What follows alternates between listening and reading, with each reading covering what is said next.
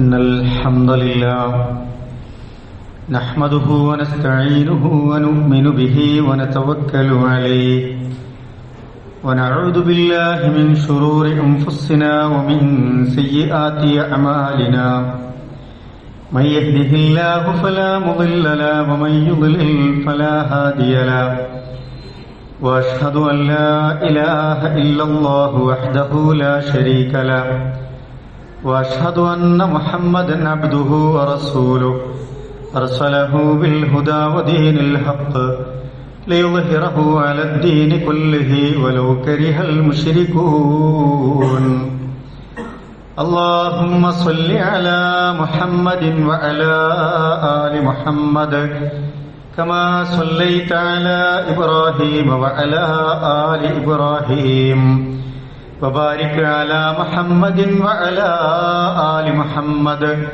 كما باركت على إبراهيم وعلى آل إبراهيم إنك حميد مجيد أما بعد فإن خير الحديث كتاب الله وخير الهدي هدي محمد صلى الله عليه وسلم وشر الأمور محدثاتها وكل محدثة بدعة وكل بدعة ضلالة وكل ضلالة في النار أعوذ بالله من الشيطان الرجيم بسم الله الرحمن الرحيم يا أيها الذين آمنوا اتقوا الله حق تقاته ولا تموتن إلا وأنتم مسلمون بسم الله الرحمن الرحيم يا أيها الذين آمنوا لا تلهكم أموالكم ولا أولادكم عن ذكر الله ومن يفعل ذلك فأولئك هم الخاسرون. ഏറെ സ്നേഹം നിറഞ്ഞ മുഅ്മിനീങ്ങളെ മുഅ്മിനാത്തുകളെ, അല്ലാഹു സുബ്ഹാനഹു വ തആലയുടെ നിയമങ്ങളും നിർദ്ദേശങ്ങളും വിധിവിലക്കുകളുമൊക്കെ നമ്മൾ ജീവിക്കുന്ന ഇടപെടുന്ന ഓരോ സന്ദർഭങ്ങളിലും സൂക്ഷ്മത പുലർത്തി തഖ്വയുള്ളവരായി മാറണമെന്ന് എന്നോടും നിങ്ങളോടുമായി ഓർമ്മപ്പെടുത്തുകയാണ്, വസിയത്ത് ചെയ്യുകയാണ്. ഹിജ്റ കലണ്ടർ അനുസരിച്ച്, ചന്ദ്രമാസങ്ങളുടെ കണക്കനുസരിച്ച് അറബി മാസങ്ങളിൽ പരിശുദ്ധവും പവിത്രവുമായി അല്ലാഹു സുബ്ഹാനഹു വ തആലയും റസൂലുള്ളാഹി സ്വല്ലല്ലാഹു അലൈഹി വസല്ലമയും പഠിപ്പിച്ച റജബ് മാസത്തിലാണ് നമ്മളുള്ളത്. റജബിന് ശേഷം ഷഅബാനും, ഷഅബാനിന് ശേഷം പരിശുദ്ധ റമളാനും നമ്മളെ കാത്തിരിക്കുന്നുണ്ട്. പരിശുദ്ധ റമളാനിന്റെ പുണ്യങ്ങൾ സ്വായത്തമാക്കാൻ അല്ലാഹു സുബ്ഹാനഹു വ തആല നമുക്കൊക്കെ ആയുസ്സും ആരോഗ്യവും നൽകി അനുഗ്രഹിക്കുമാറാവട്ടെ. റജബ് പോലെ പരിശുദ്ധമാക്കപ്പെട്ട മാസങ്ങളാണ് അറബി മാസങ്ങളിൽ മുഹറവും ദുൽഖഅദും ദുൽഹിജ്ജയുമൊക്കെ. അല്ലാഹു സുബ്ഹാനഹു വ തആല ഈ മാസത്തിൽ നമ്മളോട് കൽപ്പിച്ചിരിക്കുന്നത് ഹറാമായ കാര്യങ്ങളിൽ നിന്ന് വിട്ടുനിൽക്കാനും അനീതി ചെയ്യാതിരിക്കാനും അതിക്രമങ്ങൾ പ്രവർത്തിക്കാതിരിക്കാനും ഒക്കെയാണ്. ക്രമം തെറ്റിയുള്ള ജീവിതത്തിൽ നിന്ന് ക്രമത്തോടെയോടുകൂടിയുള്ള ഒരു ജീവിതക്രമങ്ങളിലേക്ക് നിങ്ങൾ നീങ്ങണം എന്നതൊക്കെയാണ് അല്ലാഹു സുബ്ഹാനഹു വ തആല പവിത്രമാക്കപ്പെട്ട ഈ മാസങ്ങളിൽ നമ്മളോട് കൽപ്പിച്ചിട്ടുള്ളത്. ഫലാ തളിമു ഫീഹിന്ന അൻഫുസകും, ഈ മാസങ്ങളിൽ നിങ്ങൾ നിങ്ങളോട് തന്നെ അതിക്രമം ചെയ്യരുതേ, അനീതി ചെയ്യരുതേ എന്ന് ഖുർആൻ നമ്മളോട് ആവശ്യപ്പെടുന്നുണ്ട്. അതുപ്രകാരം ഈ മാസത്തിന്റെ പവിത്രത കാത്തു സൂക്ഷിക്കണമേ എന്ന് പ്രത്യേകം ഓർമ്മപ്പെടുത്തുകയാണ്. ഇംഗ്ലീഷ് കലണ്ടർ അനുസരിച്ച് നമ്മളൊരു പുതുവർഷത്തേക്ക് കൂടി പ്രവേശിക്കുകയാണ്. ഒരു വർഷവും കൂടി നമ്മളിൽ നിന്ന്, നമ്മുടെ ആയുസ്സിൽ നിന്ന് കൊഴിഞ്ഞു വീണ് കഴിഞ്ഞു. നല്ല നാളേക്ക് വേണ്ടിയുള്ള വലിയ തീരുമാനങ്ങളൊക്കെ നമ്മൾ എടുക്കുന്ന ഒരു തുടക്കവും കൂടിയാണ്. ഒരുപാട് നന്മകൾ ചെയ്യാൻ, പുതിയ തീരുമാനങ്ങളെടുത്ത് ജീവിതത്തിന്റെ സ്വപ്നങ്ങളെ സാക്ഷാത്കരിക്കാൻ, പുതിയ പ്രതീക്ഷകളോടുകൂടി ഒരു വർഷത്തെ ഉപയോഗപ്പെടുത്താനൊക്കെ നമ്മളും തീരുമാനമെടുക്കുന്ന ഒരു സമയത്താണ് ഉള്ളത്. ഖുർആൻ നമ്മളോട് ചോദിക്കുന്നുണ്ട്, നമ്മളെ നാളേക്ക് വേണ്ടിയുള്ള മുന്നൊരുക്കങ്ങൾ എന്തൊക്കെയാണ് നിങ്ങൾ ചെയ്തു തീർത്തിട്ടുള്ളത് എന്ന് നമ്മളോട് ചോദിക്കുന്നുണ്ട്. ആ നിലക്ക് ഒരു മുഅ്മിനെ സംബന്ധിച്ചിടത്തോളം നമ്മുടെ സമയം എന്ന് പറയുന്നത് വളരെ പ്രധാനപ്പെട്ടതാണ്. സമയം അള്ളാഹുവിന്റെ വലിയ നിഅമത്താണ്. മഹാനായ ഇബ്നുൽ ഖയ്യിം റഹിമഹുല്ല പറയുന്നുണ്ട്, വഖ്തുൽ ഇൻസാൻ ഹുവ ഉംറുഹു ഫിൽ ഹഖീഖ. യഥാർത്ഥത്തിൽ ഒരു മനുഷ്യന്റെ സമയം, ആയുസ് എന്ന് പറയുന്നത് അയാളുടെ സമയം തന്നെയാണ്. വഖ്തുഹു ഹുവൽ ഹയാത്ത്. അയാളുടെ സമയം സെക്കൻഡുകൾ, മണിക്കൂറുകൾ, ദിവസങ്ങൾ, ആഴ്ചകൾ, മാസങ്ങൾ, വർഷങ്ങൾ എന്ന് പറയുന്നത് ഹുവൽ ഹയാത്ത്, അവന്റെ ജീവിതം തന്നെയാണ് എന്ന് അദ്ദേഹം നമ്മളെ ഓർമ്മപ്പെടുത്തുന്നുണ്ട്. ഖുർആനിൽ സത്യം ചെയ്തുകൊണ്ട് പറയുന്ന ചില സൂറത്തുകളുടെ തുടക്കത്തിൽ ഉപയോഗിച്ച പദക്രമങ്ങൾ നമ്മൾ പരിശോധിച്ചാൽ അതിലൊക്കെ നമുക്ക് കാണാൻ കഴിയും, വല്ലൈൽ, രാത്രി തന്നെയാണ് സത്യം, നമ്മുടെ സമയമാണ്, നമ്മുടെ ആയുഷിന്റെ പ്രധാനപ്പെട്ട സമയമാണ് കടന്നുപോകുന്നത്. വന്നഹാർ എന്ന് പറയുന്ന വാക്കുകൾ കാണാൻ കഴിയും, പകൽ തന്നെയാണ് സത്യം, അല്ലെ? വൽ അസ്ർ, കാലം, സമയം തന്നെയാണ് സത്യം. വൽ ഫജ്ർ, നിങ്ങളുടെ പ്രഭാത സമയം തന്നെയാണ് സത്യം.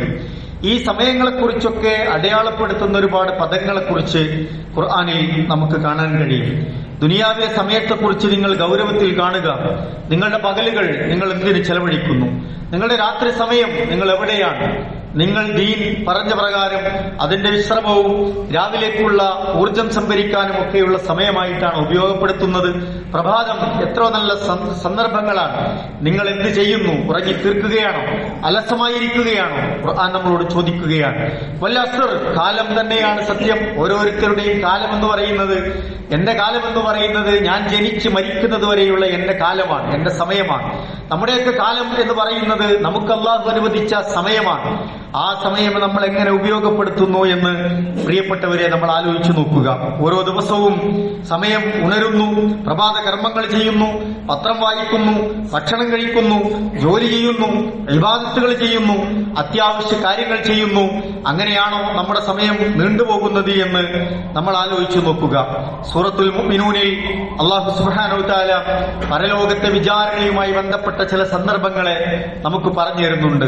അന്ന് അവിടെ ഹാജരാകുന്ന മനുഷ്യരോട് ചോദിക്കുന്നുണ്ട്, അനാവശ്യമായി സമയം കളഞ്ഞവർ അതിലുണ്ട്, അതുപോലെ തന്നെ സമയബന്ധിതമായി തന്റെ ജീവിതത്തെ ചിട്ടപ്പെടുത്തിയവരുണ്ട്. എന്നിട്ട് അല്ലാഹു തആല മരണാനന്തരം ഉയർത്തെഴുന്നേൽപ്പിക്കപ്പെട്ട് വിചാരണയ്ക്ക് വേണ്ടി മനുഷ്യൻ ഹാജരാകുന്ന സന്ദർഭങ്ങളെ കുറിച്ച് ചോദിക്കുകയാണ്. കം ലബിസ്തും ഫിൽ അർളി അദദ സിനീൻ, കം ലബിസ്തും ഫിൽ അർളി അദദ സിനീൻ, എത്ര വർഷം നിങ്ങൾ ഭൂമിയിൽ ജീവിച്ചു കഴിച്ചുകൂട്ടി എന്നാണ് ചോദിക്കുന്നത്. നമ്മളോടൊക്കെ ചോദ്യം വരാനിരിക്കുന്നു പ്രിയപ്പെട്ടവരെ.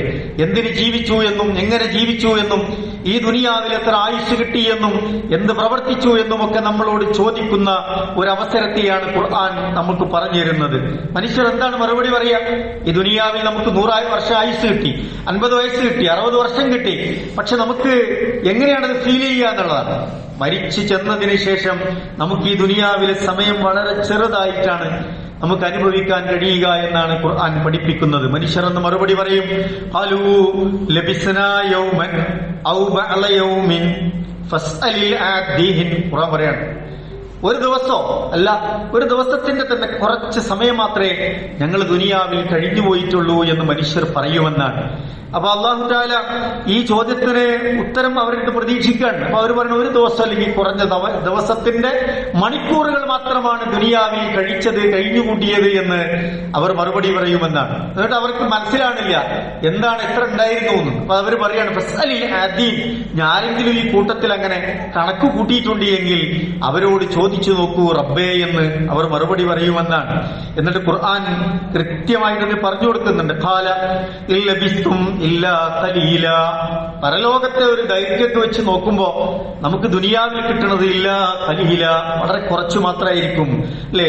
ലൗ അന്നകും കുൻതും തഅലമൂൻ, നിങ്ങൾ ശരിക്കും അതിനെപ്പറ്റി മനസ്സിലാക്കിയിരുന്നു എങ്കിൽ നിങ്ങൾക്ക് ബോധ്യം ഉണ്ടാകും ദുനിയാവിൽ കുറച്ച് സമയം കിട്ടിയിട്ടുള്ളൂ എന്ന് നിങ്ങൾക്ക് ബോധ്യപ്പെടുമെന്ന് ഖുർആൻ പറയുന്നുണ്ട്. എന്നിട്ട് ഈ ആയത്ത് അവസാനിച്ചതിന് ശേഷം ഖുർആൻ മനുഷ്യരോട് ചോദിക്കുന്ന ഒരു ചോദ്യമുണ്ട്. നമ്മുടെ ഉള്ളിലുണ്ടാകേണ്ട ഒരു ചോദ്യത്തെക്കുറിച്ചാണ് ഖുർആൻ പറയുന്നത്. അഫഹസിബ്തും അന്നമാ ഖലഖനാകും അബസ വഅന്നകും ഇലൈനാ ലാ തുർജഊൻ. രണ്ട് കാര്യങ്ങൾ ഓർമ്മിപ്പിക്കുകയാണ് ഖുർആൻ. അഫഹസിബ്തും അന്നമാ ഖലഖനാകും അബസ, നിങ്ങൾ വിചാരിച്ചിരുന്നോ നിങ്ങൾക്ക് ഈ ദുനിയാവിൽ തന്ന ജീവിതം, സമയം, സൗകര്യങ്ങൾ ഇതൊക്കെ വെറുതെയാണ് എന്നാണോ നിങ്ങൾ വിചാരിച്ചത് എന്നവരോട് ചോദിക്കുന്നുണ്ട്. ഇവിടെ ദുനിയാവിൽ സമയം അലക്ഷ്യമായി കളയുകയും ഒരു ഉത്തരവാദിത്വം നിർവഹിക്കാതെ ഒരു ഗൗരവവും കാണാതെ അള്ളാഹുവിന്റെ നിർദ്ദേശങ്ങൾക്കനുസരിച്ച് തന്റെ ജീവിതത്തെ ഒന്നും ക്രമപ്പെടുത്താതെ വളരെ വേസ്റ്റാക്കി കളഞ്ഞ മനുഷ്യരോട് ചോദിക്കാൻ, അഫഹസിബ്തും, നിങ്ങൾ വിചാരിച്ചിരുന്നോ അന്നമാ ഖലഖനാകും അബസ, നിങ്ങളൊക്കെ വെറുതെ സൃഷ്ടിച്ചതായിരുന്നു എന്ന്. മാത്രമല്ല വഅന്നകും ഇലൈനാ ലാ തുർജഊൻ, നിങ്ങളൊന്നും അള്ളാഹുവിലേക്ക് മടങ്ങി വരികയില്ല എന്നുമാണോ നിങ്ങൾ വിചാരിച്ചത്? ഈ ദുനിയാവ് കാരണം അങ്ങനെ അടിച്ചു പൊളിച്ച് അങ്ങനെ തീർന്ന് മരിച്ചാണ്ട് തീരുമെന്നാണോ നിങ്ങൾ വിചാരിച്ചത്? അള്ളാഹുവിലേക്ക് മടക്കപ്പെടുകയില്ല എന്ന് നിങ്ങൾ കരുതിയിരുന്നോ എന്ന് ഖുർആൻ നമ്മളോട് ചോദിക്കുന്നുണ്ട്. നമ്മളോടാണ് ചോദ്യം. കഴിഞ്ഞുപോയ കാലങ്ങൾ, വർഷങ്ങൾ, എത്ര വയസ്സ് പിന്നിട്ടു നമ്മൾ. ഒരു വർഷവും കൂടി നമ്മൾ ഖബറിലേക്ക് അടുക്കുന്നു, മരണത്തോടടുക്കുന്നു, ആയുസ് ചുരുങ്ങി വരുന്നു, നരബാധിക്കുന്നു, പല്ല് കൊഴിഞ്ഞു പോകുന്നു, തൊലികൾ ചുളിഞ്ഞു വീഴുന്നു, നമ്മുടെ വർത്തമാനങ്ങൾക്ക് ശക്തി കുറയുന്നു, പല്ലിന് ബലക്ഷയം സംഭവിക്കുന്നു, നമ്മുടെ വാക്കുകൾ ഉറച്ചതല്ലാത്ത രൂപത്തിലാകുന്നു, പിച്ചുമ്പേയും പറയുന്ന അവസ്ഥകളിലേക്ക് പോകുന്നു, പലതരത്തിലുള്ള രോഗങ്ങൾ നമ്മളെ ബാധിക്കുന്നു, ശരീരം ശക്തി കുറഞ്ഞു വരുന്നു. ഇതൊക്കെ നമുക്കുള്ള സൂചനകളാണ്. തീരാൻ കേട്ടോ, സമയം തീർന്നു പോകുന്നു എന്നതിന്റെ സൂചനകളാണ് പ്രിയപ്പെട്ടവരെ. നമ്മൾ എന്ത് ബാക്കിയാക്കി എന്നതാണ് ചോദ്യമെന്ന് പറയുന്നത്. എത്ര ആയുസ് കിട്ടി എന്നത് ഒരു ചോദ്യമല്ല. 60 കിട്ടിയവരുണ്ടാകും, 100 കിട്ടുന്നവരുണ്ടാകും, 150 കിട്ടിയവരുണ്ടാകും. നൂഹ് നബി അലൈഹി സ്വലാത്തു വസ്സലാമിന്റെ കാലത്ത് നോക്കൂ, 1000 വർഷങ്ങൾ കാലാവധി കിട്ടിയ ആളുകൾ ഉണ്ടായിരുന്നു. പക്ഷെ അള്ളാഹിന്റെ അടുത്ത് ഒരു ചോദ്യമുള്ളൂ, കിട്ടിയ സമയം നിങ്ങൾ എങ്ങനെ മുതലാക്കി എന്നാണ്, എങ്ങനെ അള്ളാഹുവിന് വേണ്ടി ചെലവഴിച്ചു എന്നാണ്, ദീനിനു വേണ്ടി എങ്ങനെ ചെലവഴിച്ചു എന്നാണ്, പരലോകത്തേക്ക് വേണ്ടി എങ്ങനെ ഈ ദിവസങ്ങളെ, ഈ സമയങ്ങളെ, നിങ്ങളുടെ ആയുസ്സിനെ മുതലാക്കി എന്നാണ്. അവിടെ നമുക്ക് ഉത്തരമുണ്ടെങ്കിൽ നമ്മൾ വിജയിക്കുമെന്നാണ് പ്രിയപ്പെട്ടവരെ. എന്നിട്ട് ഈ ആയത്തുകൾ അവസാനിപ്പിച്ച് അള്ളാഹുവിനെ പറ്റി പരിചയപ്പെടുത്താൻ, അള്ളാഹിനെ നിങ്ങൾ മറക്കല്ലേ, അള്ളാഹുവിന്റെ ഔന്നിത്യത്തെ നിങ്ങൾ ചെറുതായി കാണല്ലേ, അള്ളാഹുവിന്റെ കുദറത്തുകളെ നിങ്ങൾ ചെറുതാക്കി കളയല്ലേ. ഫതആലല്ലാഹുൽ മലിക്കുൽ ഹഖ്, അള്ളാഹുവാണ് രാജാധിരാജൻ. സത്യസന്ധമായി നിങ്ങൾക്കത് ബോധ്യപ്പെട്ടിട്ടില്ലേ? ലാ ഇലാഹ ഇല്ലാ ഹുവ റബ്ബുൽ അർശിൽ അദീം. ലാ ഇലാഹ ഇല്ലാ ഹുവ, അവനെ അല്ലാതെ നിങ്ങൾ ഒരാളെയും ഇലാഹായി കണക്കാക്കല്ലേ, അള്ളാഹുവിനെ അല്ലാതെ നിങ്ങൾ ഇബാദത്ത് ചെയ്യല്ലേ, അവനോടല്ലാതെ നിങ്ങൾ പ്രാർത്ഥിക്കല്ലേ, അവനോടല്ലാതെ നിങ്ങൾ സഹായം തേടല്ലേ, അവനോടല്ലാതെ നിങ്ങളുടെ സങ്കടങ്ങൾ നിവർത്തി തേടല്ലേ എന്ന് ഖുർആൻ നമ്മളോട് പറഞ്ഞു തരാണ്. മനുഷ്യർ എത്ര പേർ ഈ മേഖലയിലൊക്കെ വഴിതെറ്റി പോകുന്നുണ്ട്. റബ്ബുൽ അർശിൽ അദീം, ആ സിംഹാസനത്തിന്റെ, മഹത്തായ സിംഹാസനത്തിന്റെ ഉടമ റബ്ബ് അള്ളാഹുവാണ് എന്ന് നിങ്ങൾക്ക് ബോധ്യപ്പെട്ടില്ലേ എന്ന് ഖുർആൻ നമ്മളോട് ചോദിക്കുകയാണ്. അള്ളാഹിനെ ശരിക്കും മനസ്സിലാക്കിയില്ലേ എന്നാണ്. ഈ വർഷം പുതുവർഷ പുലരിയൊക്കെ പിറന്നപ്പോ എത്രയോ ആളുകൾ കുത്തിരി കത്തിച്ച് പടക്കം പൊട്ടിച്ച് ഈ പുതിയ രാവിനെ, പുതിയ പകലിനെ വരവേൽക്കുകയാണ്. നമ്മുടെ ആയുസ് തീർന്നു പോവുകയാണ്. കഴിഞ്ഞ കാലങ്ങളിൽ അള്ളാഹിനെ ശരിക്കും മനസ്സിലാക്കാൻ സാധിച്ചോ? ആ പടച്ചവനോടുള്ള ഒരു ഹുബ്ബ് വർദ്ധിപ്പിക്കാൻ സാധിച്ചോ? അവിടുത്തെ റസൂലിനെ അങ്ങേയറ്റം സ്നേഹിച്ച് റസൂലിന്റെ സുന്നത്തുകളെ ഇത്ബാഅ് ചെയ്യാൻ സാധിച്ചോ എന്ന് ഖുർആൻ നമ്മളോട് ചോദിക്കാൻ. ആ ആയത്ത് പറഞ്ഞതിന് ശേഷം അല്ലാഹ് പറയാണ്, വളരെ ഗൗരവത്തിൽ ലാ ഇലാഹ ഇല്ലല്ലാഹയുടെ ഒരു മർമ്മഭാഗം ഖുർആൻ പഠിപ്പിക്കുകയാണ്. കഴിഞ്ഞ വർഷങ്ങളിൽ ഇതറിയാതെ പോയവരുണ്ടാകും. നമ്മുടെ കൂടെ ജീവിക്കുന്നവർ, നമ്മുടെ കൂടെ ജോലി ചെയ്യുന്നവർ, നമ്മുടെ സുഹൃത്തുക്കൾ, നമ്മുടെ അയൽവാസികൾ, നമ്മുടെ നാട്ടിൽ ജീവിക്കുന്നവർ, പലപ്പോഴും പല നിലക്കുള്ള ഇടപാടുകൾ നടത്തുന്നവരൊക്കെ ഉണ്ടാകും. പക്ഷേ പലപ്പോഴും അള്ളാഹിനെ മനസ്സിലാക്കാൻ മറന്നുപോയവർ, ശരിക്കും അള്ളാഹ് ആരാണ് എന്ന് തിരിച്ചറിയാൻ മറന്നുപോയവർ, അള്ളാഹിനോടൊപ്പം പലരെയും വിളിച്ചു പ്രാർത്ഥിക്കുന്നവർ, പല മഖ്ബറകളിലും ദർഗകളിലും ഉറൂസുകളിലും ഒക്കെയായി പലപ്പോഴും മരിച്ചുപോയവരോട്, മണ്ണടിഞ്ഞു പോയവരോട്, ജീവിച്ചിരിക്കുന്നവരോട്, അതുപോലെ തന്നെ അള്ളാഹുവിന്റെ സൃഷ്ടി പ്രതിഭാസങ്ങളോടൊക്കെ ആരാധനകളും അർത്ഥനകളും പ്രാർത്ഥനകളും നേർച്ചകളും വഴിപാടുകളും ഒക്കെ നടത്തി ഈ യഥാർത്ഥ ജീവിതത്തിന്റെ ലക്ഷ്യം മറന്നുപോയ മനസ്സിലാക്കാൻ കഴിയാതെ പോയവരുണ്ടാകും. അവരെ പറ്റി ഖുർആൻ പറയാൻ, ആരാണ് അള്ളാഹുവിനെ അല്ലാതെ അള്ളാഹുവിനോടൊപ്പം മറ്റുള്ളവരെ വിളിച്ചു തേടുന്നത്, മറ്റുള്ളവരെ വിളിച്ച് പ്രാർത്ഥിക്കുന്നത് എന്ന് ചോദിക്കുന്നുണ്ട്. ലാ ബുർഹാന ലഹു ബിഹി, അവർക്കതിനെന്ത് തെളിവാണുള്ളത്? ഒരു തെളിവും അവർക്കില്ല കേട്ടോ. അങ്ങനെ ചെയ്യരുത് എന്ന് ഖുർആൻ നമ്മളെ ഓർമ്മിപ്പിക്കുന്നു. ഫൈന്നമാ ഹിസാബുഹു ഇൻദ റബ്ബിഹി, അവരും നാളെ അള്ളാഹിന്റെ ഈ വിചാരണയ്ക്ക് തേടി വരുമെന്നാണ്. അവരോടൊക്കെയാണ് ചോദിക്കണത്, എത്ര കാലം ദുനിയാവിൽ ആയുസ് കിട്ടി? അള്ളാഹിനെ മനസ്സിലായില്ലേ? അള്ളാഹിന്റെ ലാ ഇലാഹ ഇല്ലല്ലാഹ് മനസ്സിലായില്ലേ? തൗഹീദ് മനസ്സിലായില്ലേ? ശിർക്കും ഖുറാഫത്തും മനസ്സിലായില്ലേ? വിദേഹത്തിന് മനസ്സിലാക്കാൻ പറ്റിയില്ലേ? ഹറാമും ഹലാലും മനസ്സിലായില്ലേ? എത്ര ആയുസ് കിട്ടി? എത്ര അള്ളാഹു ബുദ്ധി തന്നു, ആലോചിക്കാനുള്ള അവസരം തന്നു, നിഅമത്ത് തന്നു. ജീവിതത്തിൽ ഇതൊന്നും മനസ്സിലാക്കാൻ കഴിഞ്ഞില്ലേ എന്ന് അള്ളാഹ് ചോദിക്കുന്ന സന്ദർഭമാണ്. ഇന്നഹു ലാ യുഫ്ലിഹുൽ കാഫിറൂൻ, സത്യം നിഷേധിച്ച് കടന്നുപോയവർ ഒരിക്കലും അള്ളാഹുവിന്റെ അടുക്കൽ വിജയിക്കുകയില്ല എന്ന് ഖുർആൻ നമ്മളെ പഠിപ്പിക്കേണ്ട പ്രിയപ്പെട്ടവരെ. അതുകൊണ്ട് ഈ ആയുസ് ഇങ്ങനെ മറിഞ്ഞു പോണ സമയത്ത് നമ്മൾ നമ്മളെപ്പറ്റി, കുടുംബത്തെപ്പറ്റി, അയൽവക്കത്തെപ്പറ്റി, നമ്മുടെ നാട്ടുകാരെ പറ്റി, സുഹൃത്തുക്കളെ പറ്റി നമ്മൾ ആലോചിക്കണം. യഥാർത്ഥ അഖീദ, ദീന്, വിശ്വാസം, അള്ളാഹിനോടുള്ള സ്നേഹം അവർക്ക് കിട്ടിയോ എന്ന് നമ്മൾ ആലോചിക്കുക. ഖുർആൻ പറയുന്നുണ്ട്, മൻ ഫമൻ കാന യർജൂ ലിഖാ റബ്ബിഹി, നമ്മളൊക്കെ പുതിയതാണല്ലോ, അള്ളാഹിനെ കണ്ടുമുട്ടണം, ആ സ്നേഹത്തിന്റെ ഭാഗമാകണം, ആ വിചാരണ എളുപ്പമാകണം, അള്ളാഹുവിന്റെ സ്വർഗത്തിന്റെ ആരാമങ്ങളിൽ നമുക്ക് കഴിയണം, അള്ളാഹുവിന്റെ അർശിന്റെ തണൽ ആസ്വദിച്ച് നമുക്ക് ബാക്കിയുള്ള ജീവിതം കിട്ടണം. ഇതൊക്കെ നമ്മൾ ആഗ്രഹം. അള്ളാഹ് പറയുന്നു, ഫമൻ കാന യർജൂ ലിഖാ റബ്ബിഹി, ആരെങ്കിലും അങ്ങനെ ആഗ്രഹിക്കുന്നുണ്ട് എങ്കിൽ ഫല്യഅമൽ അമലൻ സാലിഹാ, നിങ്ങളുടെ ജീവിതത്തിൽ അമൽ സാലിഹാത്തുകൾ ഉണ്ടാകണം. വലാ യുശ്രിക് ബിഇബാദത്തി റബ്ബിഹി അഹദാ, ആരും അല്ലാഹുവിൽ അവന്റെ ഇബാദത്തിൽ പങ്കു ചേർക്കരുത്, ശിർക്ക് ചെയ്യരുത് എന്നാണ് കണ്ടീഷൻ. ഒന്ന് ശിർക്ക് ചെയ്യരുത് എന്ന കണ്ടീഷനാണ്, മറ്റൊന്ന് വെറുതെ ഇരിക്കരുത് എന്ന കാര്യങ്ങളാണ്. അമൽ സ്വാലിഹാത്തുകൾ ഉണ്ടാകണമെന്നാണ് ഖുർആൻ പ്രിയപ്പെട്ടവരെ നമ്മളെ ഓർമ്മിപ്പിക്കുന്നത്. ആ നിലക്ക് നമ്മുടെ ജീവിതത്തെ ക്രമപ്പെടുത്താൻ നമുക്ക് സാധിച്ചിട്ടുണ്ടോ എന്ന് നമ്മൾ ആലോചിക്കുക. നമ്മുടെ സമയം, ആ സമയത്തെക്കുറിച്ച് പ്രവാചകൻ താക്കീത് നൽകി. ഈ ലോകം അവസാനിക്കും, സൂര്യൻ അതിന്റെ എല്ലാ ഊർജവും കെട്ടടങ്ങി അതടർന്ന് വീഴും, അല്ലെ? പ്രപഞ്ചത്തിന്റെ എല്ലാ താളവും തെറ്റും, എല്ലാ അതിരുകളും അവസാനിക്കും.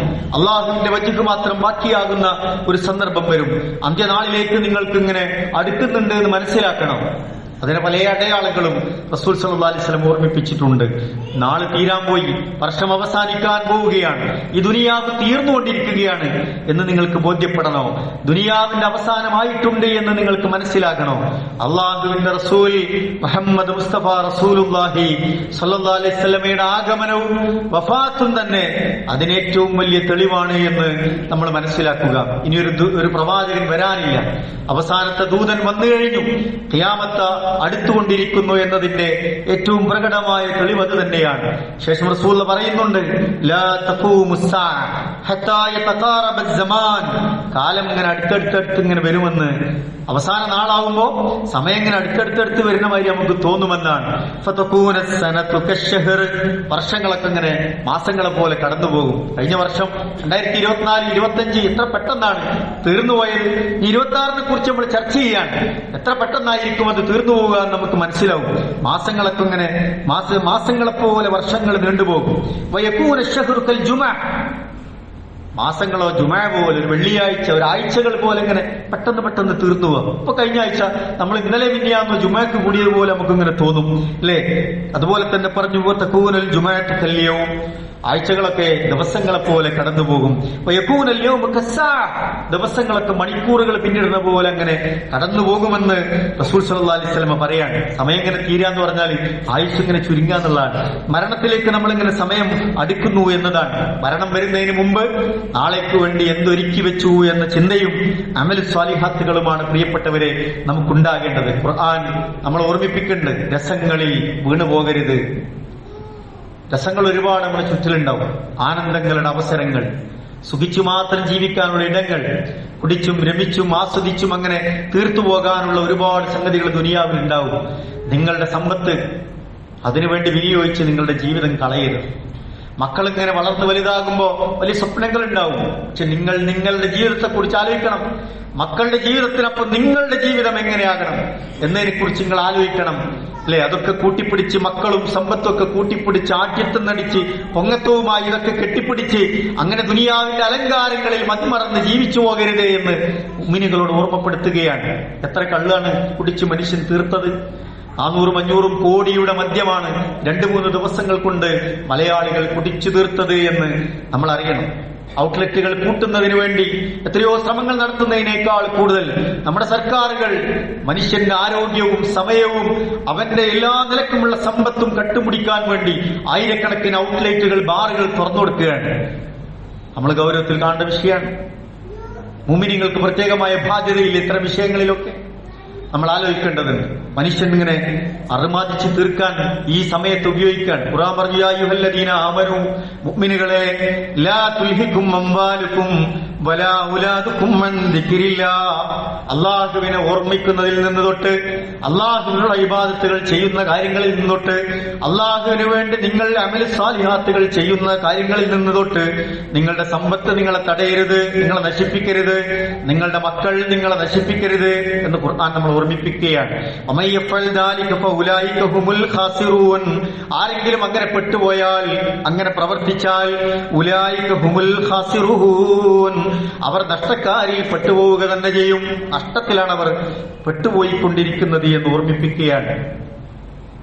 നമ്മുടെ ആയുഷ്, ആരോഗ്യം, കുടുംബം ഇതൊക്കെ നമ്മൾ ആഖിറത്തിന് വേണ്ടി ഉപയോഗപ്പെടുത്തുന്നുണ്ടോ എന്ന് നമ്മൾ ആലോചിക്കുക. സമ്പത്ത് കിട്ടിയവരുണ്ടാവും.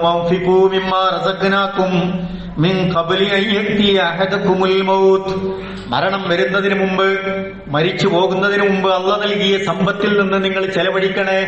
ഓർമ്മിപ്പിക്കാൻ അളവിൽ വ്യത്യാസം ഉണ്ടാവും, പക്ഷെ എല്ലാവർക്കും കുറച്ച് കിട്ടിയിട്ടുണ്ടാവും.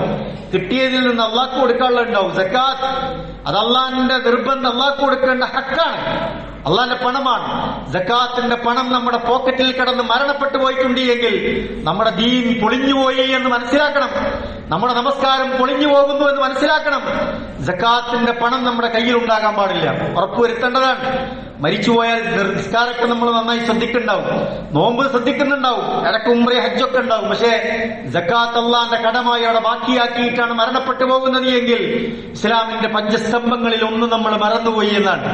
അള്ളാഹ് നമുക്ക് നൽകിയ സമ്പത്തിൽ നിന്ന് സക്കാത്ത് 2.5% കൊടുത്തു എന്ന് ഉറപ്പുവരുത്തണം. അതുപോലെ തന്നെ സ്വതക്കകൾ നമ്മുടെ ബാധ്യതയാണ്. നമുക്ക് കിട്ടിയ സമ്പത്ത് ഖുർആൻ പറയാണ് മരിച്ചു പോകും, കാലാകാലം ഇവിടെ കഴിഞ്ഞുകൂടാൻ കഴിയില്ല.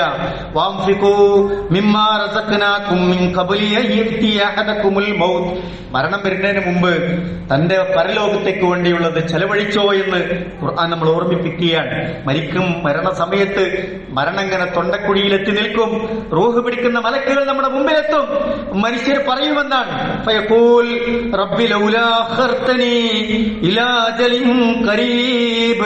മരണമുണ്ട് എനിക്ക് ഉറപ്പായി പഠിച്ചു, എനിക്ക് കുറച്ചുകൂടി സമയം തരുമോ എന്ന് കെഞ്ചി ചോദിക്കുന്ന സന്ദർഭം ഓരോ മനുഷ്യരും മരിക്കുന്നതിന് മുമ്പ് വരുമെന്നാണ് പ്രിയപ്പെട്ടവരെ.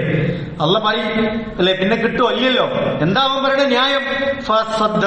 ഞാൻ ചെലവഴിച്ചോളാം പറച്ചോനെ, ഞാൻ ചെലവഴിച്ചോളാം, ഞാൻ നന്നായിക്കോളാം എന്ന് പറയുമെന്നാണ്.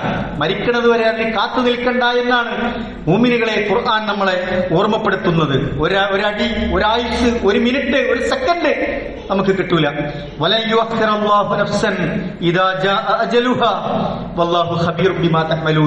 അവരടി അള്ളാഹു അനുവദിച്ചു കൊടുക്കൂല എന്നുള്ളതാണ്.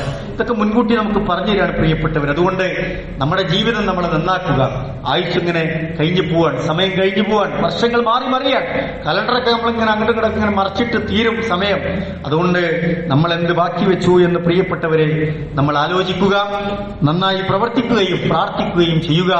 അള്ളാഹു നമ്മയൊക്കെ അനുഗ്രഹിക്കുമാറാവട്ടെ.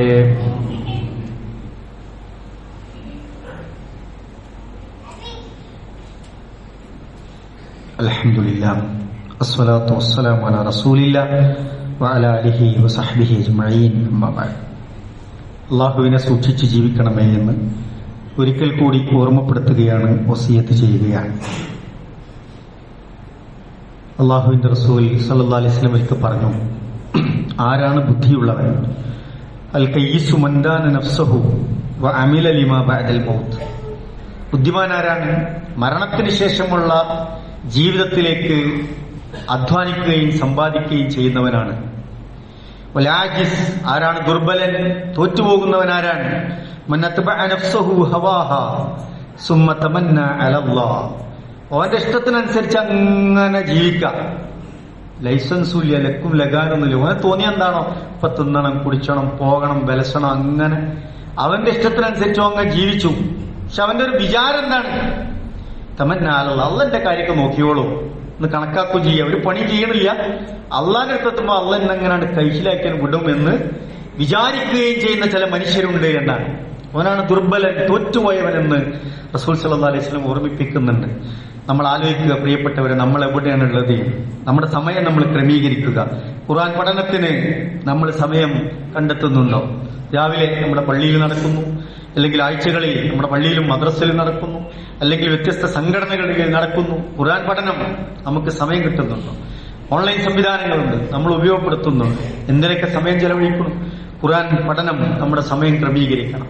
അറിവ് വർദ്ധിപ്പിക്കാൻ, ദീന് പഠിക്കാൻ, അല്ലെ, നമുക്ക് പ്രഭാഷണങ്ങൾ കേൾക്കാൻ, അത്തരം മജ്‌ലിസുകളിൽ പങ്കെടുക്കാൻ പഠന സംരംഭങ്ങളുണ്ട്. നമുക്ക് സമയമുണ്ടോ?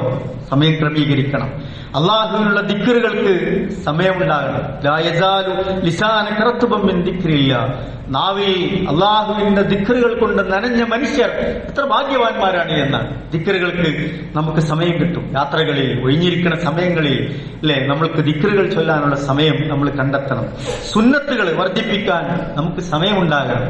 ദഅവത്ത്, അള്ളാഹിനെ പറ്റി പരിചയപ്പെടുത്തി കൊടുക്കാൻ, ഖുറാഫാത്തുകളിൽ നിന്നും തെറ്റുകളിൽ നിന്ന് ആളുകളെ രക്ഷപ്പെടുത്താൻ, അംറും ബിൽ മഅറൂഫ്, നമുക്ക് സമയം, നമ്മുടെ ബാധ്യതയല്ലേ, ഓരോരുത്തരുടെയും ബാധ്യതയാണ് അതൊക്കെ.